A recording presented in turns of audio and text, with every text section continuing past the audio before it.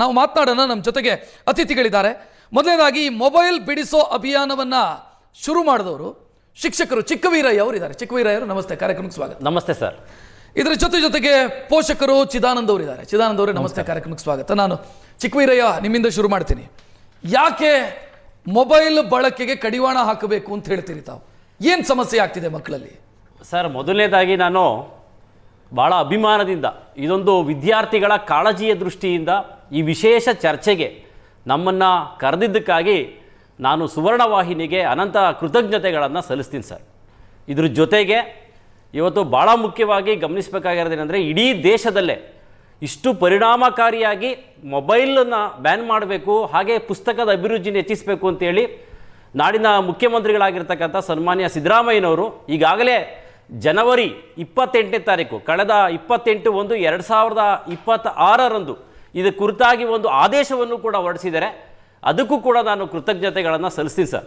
ಯಾಕೆ ಅಂದರೆ, ಇದು ಇಡೀ ಪ್ರಪ್ರಥಮ ಬಾರಿಗೆ ರಾಜ್ಯದಲ್ಲಿ ಸರ್ಕಾರಿ ಶಾಲಾ ಬಯಲಿನಲ್ಲಿ ನಾವು ಬೆಂಗಳೂರು ದಕ್ಷಿಣ ಜಿಲ್ಲೆ ರಾಮನಗರ ತಾಲೂಕು ಬನ್ನಿಕುಪ್ಪೆ ಬಿ ಕ್ಲಸ್ಟರಿನ 14 ಸರ್ಕಾರಿ ಶಾಲೆಗಳಲ್ಲಿ ಈ ಮೊಬೈಲ್ ಬಿಡಿ ಪುಸ್ತಕ ಹಿಡಿ ಅಭಿಯಾನವನ್ನು ಆರಂಭಿಸ್ತಾ ಸರ್. ನಮ್ಮ ಶಿಕ್ಷಕರ ಸಹಕಾರ ತೆಗೆದುಕೊಂಡು ಅದೇನು ಮಾಡಿದ ಒಂದು ಕಾನ್ಸೆಪ್ಟು ಅಂದರೆ, ಯಾಕೆಂದರೆ ನಾನು ಸಮೂಹ ಸಂಪನ್ಮೂಲ ಶಿಕ್ಷಕ ಸರ್. ಅಂದರೆ ಈ ಶಾಲೆಗಳಿಗೆ ವಿಸಿಟ್ ಮಾಡುವಂಥದ್ದು, ಶೈಕ್ಷಣಿಕ ಮಾರ್ಗದರ್ಶನ ಮಾಡುವಂಥದ್ದು, ವಿದ್ಯಾರ್ಥಿಗಳ ಜೊತೆ ಕಳೆಯುವಂಥದ್ದು ನಮ್ಮ ಹೊಣೆಗಾರಿಕೆ, ನಮ್ಮ ಸಾರ್ವಜನಿಕ ಅಥವಾ ಶಾಲಾ ಶಿಕ್ಷಣ ಇಲಾಖೆಯಲ್ಲಿ.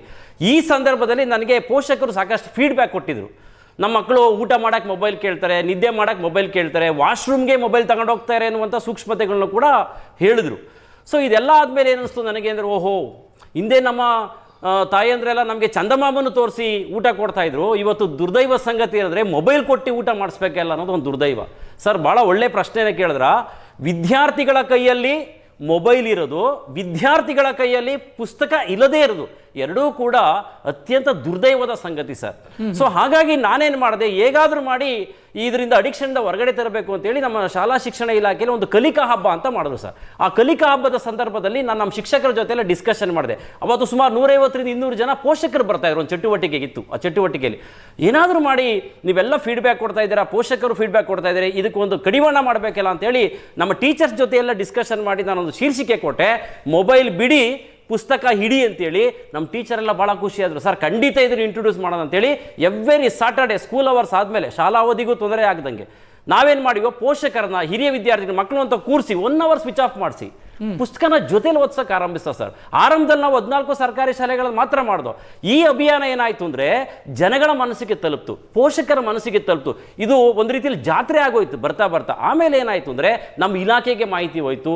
ತಾವು ತಮ್ಮ ವಾಹಿನಿಯಲ್ಲೂ ಕೂಡ ನಾನು ಭಾಳ ಅಭಿಮಾನ ನೆನೆಸ್ಕೊಂತೀನಿ ಸರ್. ನಮ್ಮ ಬೆಂಗಳೂರು ದಕ್ಷಿಣ ಜಿಲ್ಲೆ ಅಂದರೆ ರಾಮನಗರ ಜಿಲ್ಲೆ ವರದಿಗಾರರು ಕೂಡ ಇದ್ರ ಬಗ್ಗೆ ಅದ್ಭುತವಾದ ಒಂದು ವರದಿ ಇಡೀ ರಾಜ್ಯದಲ್ಲೇ ಪ್ರಪ್ರಥಮ ಬಾರಿಗೆ ನಿರ್ವಹಿಸಿ ಈ ಕಾಳಜಿಯನ್ನು ಗೌರವಿಸಿದ್ರು ಸರ್. ಹಾಗಾಗಿ ಅಲ್ಲಿಂದ ಆರಂಭ ಆದಂಥ ಈ ಅಭಿಯಾನ ಕೊನೆಗೆ ಅದು ಬಾನುಲಿ ಕೇಂದ್ರಕ್ಕೆ ನಮ್ಮ ಜೊತೆ ಮಾತಾಡಿದ್ರು. ಅದಾದ್ಮೇಲೆ ಬೇರೆ ಬೇರೆ ವಾಹಿನಿಗಳಲ್ಲಿ ಮಾತಾಡಿದ್ರು, ವೃತ್ತಪತ್ರಿಕೆಯಲ್ಲಿ ಡಿಸ್ಕಷನ್. ಚಿಕ್ಕವೀರಯ್ಯ ಅವರೇ, ನಾನು ನೇರವಾಗಿ ಕೇಳ್ತೀನಿ ನಿಮ್ಮ ಹತ್ರ. ಒಂದು, ಮೊಬೈಲ್ ಬ್ಯಾನ್ ಆಗಬೇಕೋ ಸೋಷಿಯಲ್ ಮೀಡಿಯಾ ಕಡಿವಾಣ ಬೀಳಬೇಕು, ಈ ಎರಡು ಇದಾವೆ. ಎರಡು ಪ್ರಕ್ರಿಯೆಗಳ ಬಗ್ಗೆ ಚರ್ಚೆ ಆಗ್ತಿದೆ. ಒಂದು, ಸೋಷಿಯಲ್ ಮೀಡಿಯಾ ಕಡಿವಾಣ ಹಾಕಿ ಮೊಬೈಲ್ಗಲ್ಲ, ಅಥವಾ ಇಡೀ ಮೊಬೈಲ್ಗೆ ಕಡಿವಾಣ ಹಾಕುವಂತ ಪ್ರಯತ್ನ, ಯಾವುದಾಗಬೇಕು ಅಂತ ಸರ್? ನಿಮ್ಮ ಪ್ರಶ್ನೆ ಬಹಳ ಸೂಕ್ಷ್ಮವಾಗಿದೆ. ಈ ಸಮುದ್ರ ಮಂಥನದಲ್ಲಿ ಅಮೃತ ಮತ್ತು ವಿಷ ಬಂದಾಗೆ ಮೊಬೈಲ್ ಬಳಕೆಯಲ್ಲೂ ಕೂಡ ಪ್ಲಸ್ ಮತ್ತು ಮೈನಸ್ ಇದೆ ಸರ್. ಸೊ ಪ್ಲಸ್ ಏನು ಅಂದರೆ, ಈ ಏನು ಕಾಂಪಿಟೇಟಿವ್ ಎಕ್ಸಾಮ್ಸ್ ಆಗ್ಬೋದು, ಕಮ್ಯುನಿಕೇಷನ್ ದೃಷ್ಟಿಯಿಂದ ಆಗ್ಬೋದು, ಮೊಬೈಲ್ ಬೇಕಿದೆ, ಇಲ್ಲ ಅಂತಲ್ಲ. ಆದರೆ ಮೈನಸ್ ಏನಂದರೆ, ಸಣ್ಣ ಮಕ್ಕಳು, ಕಿರಿಯ ಪ್ರಾಥಮಿಕ, ಹಿರಿಯ ಪ್ರಾಥಮಿಕ, ಪೂರ್ವ ಪ್ರಾಥಮಿಕ, ಪ್ರೌಢಶಾಲೆಯ ಮಕ್ಕಳಿಗೆ ಮೊಬೈಲ್ ಬೇಕಾ ಅನ್ನೋದು ಒಂದು ಪ್ರಶ್ನೆ. ಖಂಡಿತವಾಗಲೂ 16 ವರ್ಷಕ್ಕಿಂತ ಒಳಗಿನ ಮಕ್ಕಳಿಗೆ ಶೈಕ್ಷಣಿಕ ವಾತಾವರಣದಲ್ಲಿ ಅಥವಾ ಕೌಟುಂಬಿಕ ವಾತಾವರಣದಲ್ಲಿ ಮೊಬೈಲ್ ಅವಶ್ಯಕತೆ ಇಲ್ಲ.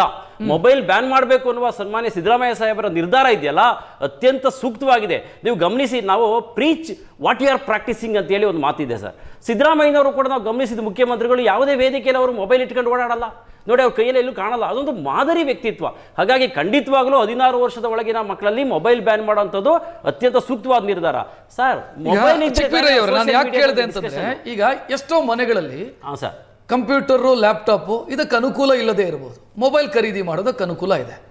ನನಗೆ ಇಂಟರ್ನೆಟ್ನಲ್ಲಿ ಇರುವಂಥ ಮಾಹಿತಿಗಳ ಅಗತ್ಯ ಇದೆ, ಶೈಕ್ಷಣಿಕ ಉದ್ದೇಶಕ್ಕೆ ಮಾಹಿತಿಗಳ ಅಗತ್ಯ ಇದೆ ಅಂತ ಮಕ್ಕಳ ಕೈಯಲ್ಲಿ ಮೊಬೈಲ್ ಇದ್ದರೆ ಅಪಾಯಕಾರಿ ಅಲ್ವಲ್ಲ? ಅದು ಯಾಕೆ ಅಪಾಯಕಾರಿ ಅಂತ ಹೇಳ್ತೀರಿ ಸರ್? ಖಂಡಿತ. ಏನಂದರೆ, ಮಕ್ಕಳು ಮೊಬೈಲನ್ನು ಇಟ್ಕೊಳ್ಳೋದ್ರ ಬಗ್ಗೆ ಯಾವಾಗ ಅನ್ನೋದು ಮುಖ್ಯ ಸರ್. ಪೋಷಕರ ಜೊತೆ ಇದ್ದು ಮೊಬೈಲ್ ಬಳಸ್ತಾ ಇದ್ರೆ ಅದರ ಅಪಾಯಗಳು ಕಡಿಮೆ.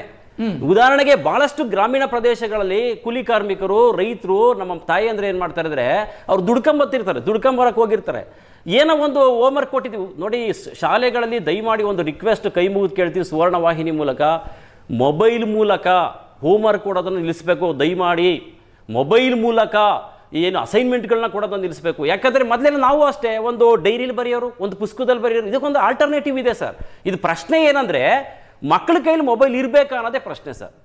ಸೊ ನನ್ನ ಉದ್ದೇಶ ಇದು ಸರ್, ಅಂದ್ರೆ 16 ವರ್ಷದ ಒಳಗಿನ ಮಕ್ಕಳ ಕೈಯಲ್ಲಿ ಮೊಬೈಲ್ ಅವಶ್ಯಕತೆ ಇಲ್ಲ ಅನ್ನೋದು ನನ್ನ ವೈಯಕ್ತಿಕ ಅಭಿಪ್ರಾಯ.